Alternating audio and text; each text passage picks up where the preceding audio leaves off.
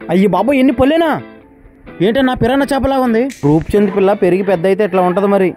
Hello friends, welcome to my channel జార్కే Kolleru. Please subscribe to my channel. ఇంకా వీటిని వేసేటప్పుడు చాలా జాగ్రత్తగా ఉండాలండి. వాతావరణం సహకరించకపోవడంతో మేమైతే చలి పెడుతుందని చెప్పి గోన్ సంచులు అయితే తొడుక్కున్నాం అనమాట. చలి వేయకుండా చలికైతే కాస్త గాలి ఆపింది అనుకోండి. పిచ్చోలైపోయారు మా టీం అంతా. ఇంకా ఈ రూప్చంద్ చేపలు అనేవి సంచులో వేసుకుని కాలువతలకైతే జారాలన్నమాట. ఇంకా ఈ రోజు వాతావరణం వచ్చేసి ఎప్పుడు కూడా మనకు ఎండ వచ్చేటట్టే లేదనమాట. ఇంకా మేము మోసే బస్తా వచ్చేసి ఇంచుమించుగా 50-60 కేజీలు అయితే ఉంటుంది. వంచిన ఇవతల పక్క నుంచి అవతల పక్క అయితే జారేయాలి. ఇప్పుడైతే 12-1 గంట అవుతుంది కనుక సూర్యుడు అయితే రాలేదు.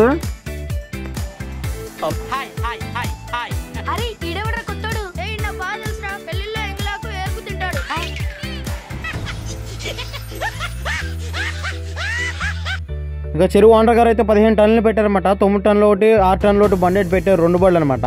మేము చెరువులోంచి అయితే ఇక్కడ తీసుకొచ్చి ఇక్కడైతే కాట దగ్గర అయితే వేస్తూ ఉంటాము. చూడండి వీటి పనులు అయితే చూడండి, అచ్చం మనిషి ఉన్నట్టు పనులు అయితే ఉన్నట్టున్నాయి అనమాట. వీటి నోట్లు చేరితే మీకు తెలిసిందే కొడుకు పడేస్తాయి అన్నమాట. లైన్ లో అయితే 9 టన్నుల బండి అయితే లైన్ లో పెట్టారు. దగ్గర పడింది అనమాట కాట వేయడానికి రెడీ. పక్కన మేము వేస్తుంటేనే ప్యాకింగ్ వాళ్ళు లోడింగ్ అనేది స్టార్ట్ చేశారనమాట. ఒకవైపు ట్రైల్లో లోడింగ్ అయితే చేసేసుకుంటున్నారు. వీటిని మా ఏరియాలో రూప్చంద్ అంటారు. మీ కొన్ని ఏరియాలో పాంప్లెట్లు కూడా అని పిలుస్తారట. నా చేతిలో ఉన్న చేప ఎంత వెయిట్ ఉంటుందో చెప్పండి. ఇంకా మా కొల్లేరులో నివసించేవారు ఎక్కువగా ఈ వల పనికే వెళ్తూ ఉంటారు.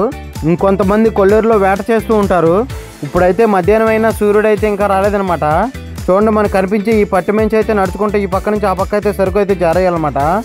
ట్రైల్ అనేది అడ్డు పెట్టిన తర్వాత మేము 50-60 ట్రైల్ వేసిన తర్వాత మన ప్యాకింగ్ వాళ్ళు అయితే ప్యాకింగ్ అయితే చేసుకుంటున్నారు.